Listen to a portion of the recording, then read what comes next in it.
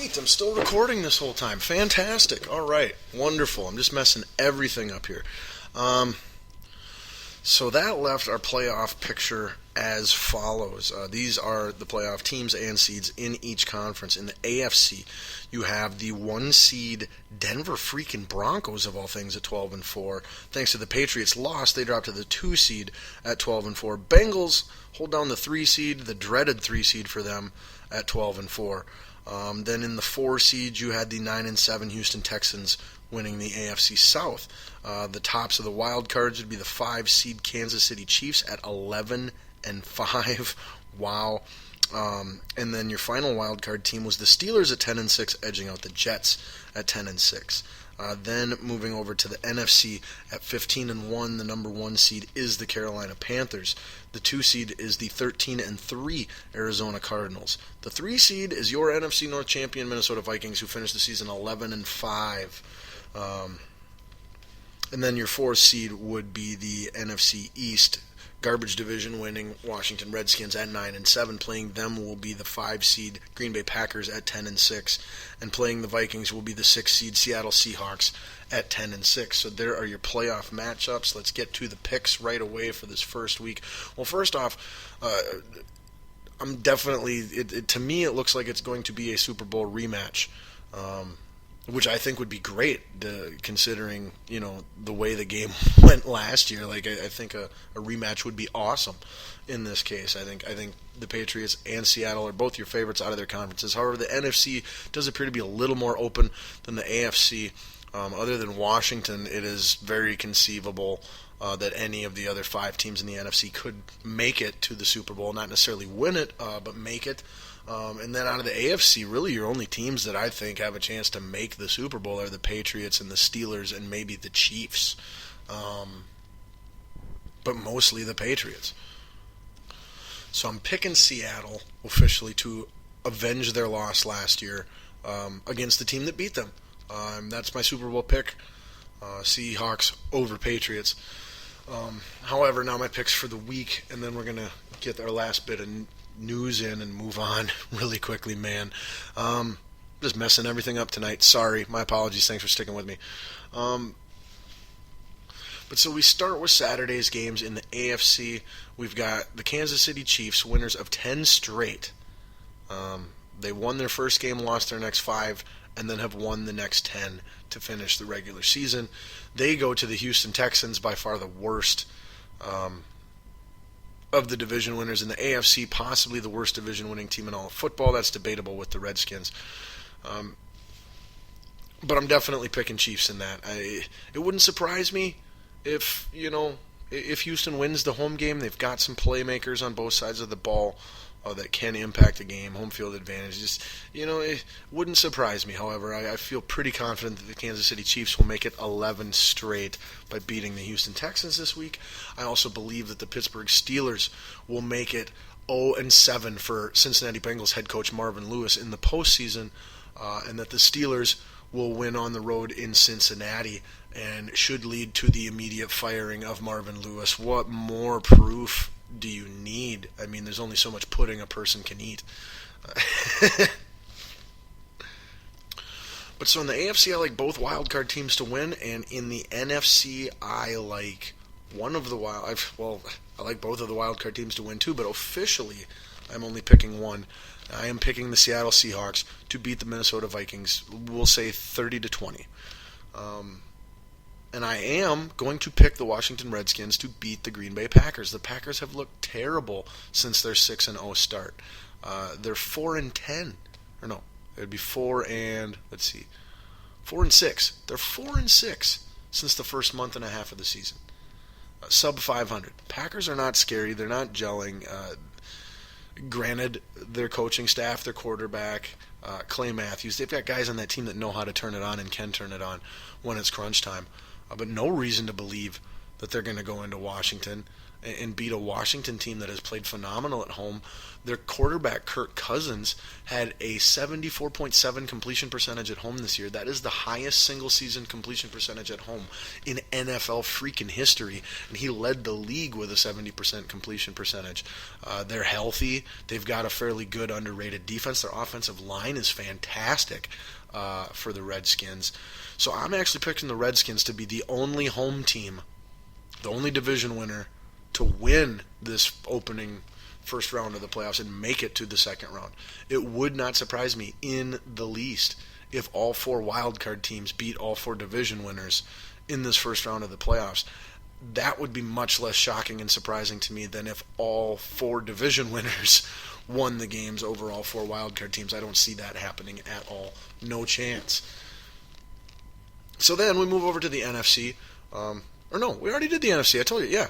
Seahawks and Redskins. Ironically enough, with the Redskins. So there's your Week 1 picks.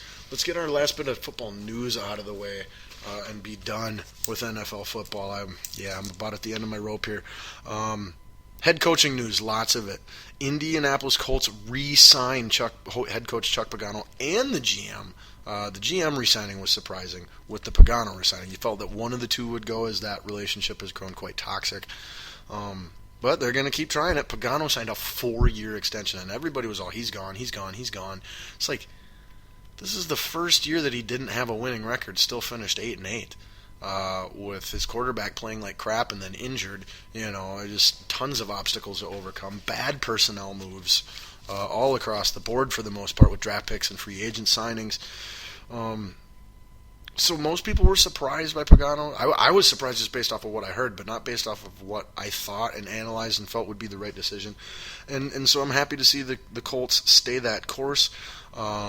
Same lines would be the New Orleans Saints with Sean Payton. He's staying unless someone makes a good trade offer for him. Tom Coughlin of the New York Giants resigned, not re-signed. So he quit as opposed to being fired. And his press conference was very entertaining. Sounds like he, doesn't want to quit, but is being pushed out and felt this was the, best way to do it. So the Giants are also looking for a new head coach, or are looking for a new head coach. Other teams looking for a new head coach. We knew Philadelphia fired Chip Kelly last week. We knew Tennessee was on an interim coach throughout most of the season. We knew that... who else? Oh, Miami was also on an interim coach for most of the season. Cleveland fired both their head coach and their GM. Just constant turmoil and change over there. San Francisco fired their head coach after just his first year, which makes me go, and they weren't terrible. Like, they actually overachieved a little bit with how bad a lot of their players played and all the losses they had with Patrick Willis and whatnot. So while I don't think Jim Tomsula is a good football coach, I was surprised that they let him go after this first year. I would have think they would have waited till next year to do that. And so if he showed you enough this year to prove that he can't coach in the NFL, makes me question what the heck he ever showed them in the first place that made them think he could head coach NFL football. So if you're frustrated with the 49ers, you got to blame the ownership and management, not coaching staff and players. Let's see, what else do we got? Oh, the Bucs, surprisingly, yesterday fired Lovie Smith. It seems like a panic move. They were scared of losing their offensive coordinator, who they like a lot, what he got out of Doug Martin and rookie quarterback Jameis Winston this year. And so for fear of losing him to someone else, they fired Lovie Smith, who improved the worst team in football by 4 freaking wins, got them a franchise quarterback by being the worst team in football last year, and then he gone. Don't agree with that one. Megatron is contemplating retirement. That's crazy, and if he does, my respect for him goes way down.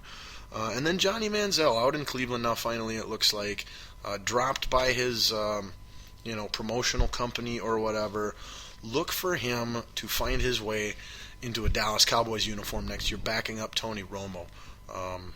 And then the Cowboys can use that 4th pick in the first round of the draft. They got the 4th overall pick in the first round. They can use that on defense, which is their giant weakness. Or they could use it on another receiving weapon to complement Dez Bryant.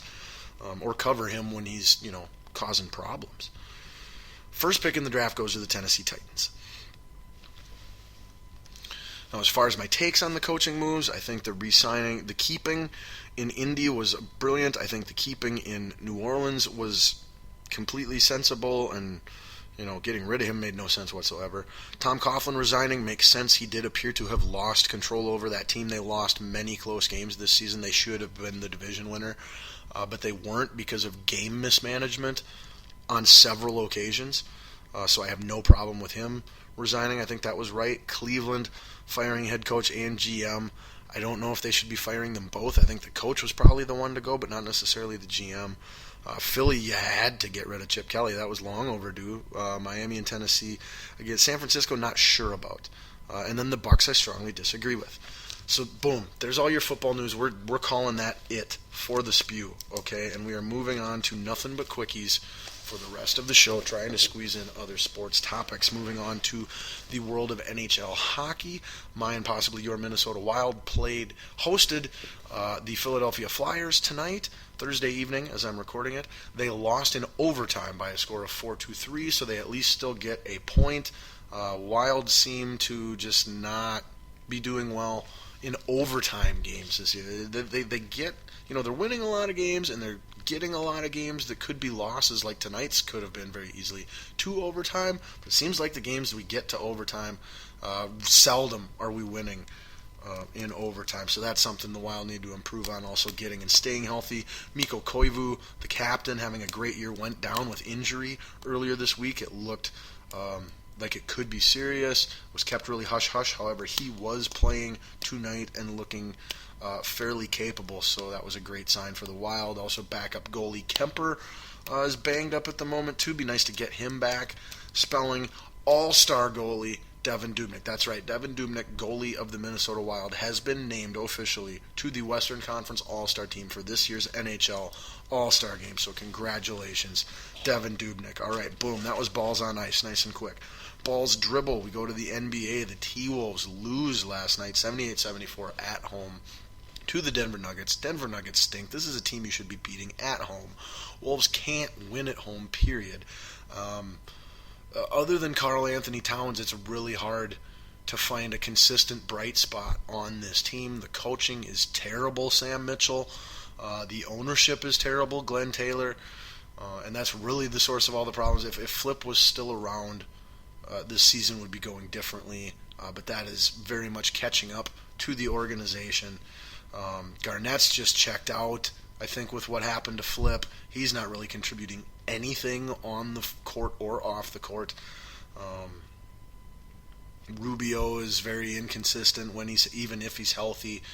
Kmart's all over the place. Freaking Wiggins is one of the most frustrating superstars I think I've ever seen. Air quotation superstars.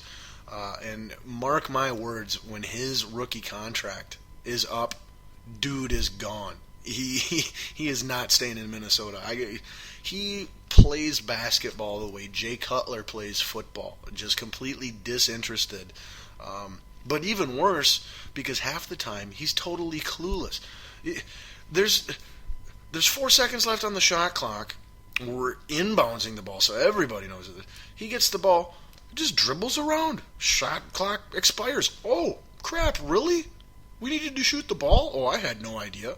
And then he takes a shot later on in the game, misses, gets his own rebound. There's about 6-7 seconds left to get a good second look. He takes this weird double-handed chest shot put pass, falling backwards off a 1 foot type of putback, and throws away the putback effort for his team. I've never seen a guy that's supposed to be so talented not apply any basketball IQ. Like, this guy consistently just plays stupid. When he's on, he's great. He's a phenomenal talent. But I seriously question Andrew Wiggins' basketball IQ. He seems like a guy who's just picking up the sport, let alone picking up the professional game. So major concerns there. Karl Anthony Towns, however, like I said, the consistent bright spot for this team, and they have almost won as many games this year as they did all of last season. So there is improvement. But Karl Anthony Towns, Rookie of the Month for the second month in a row. Congratulations, Mr. Towns.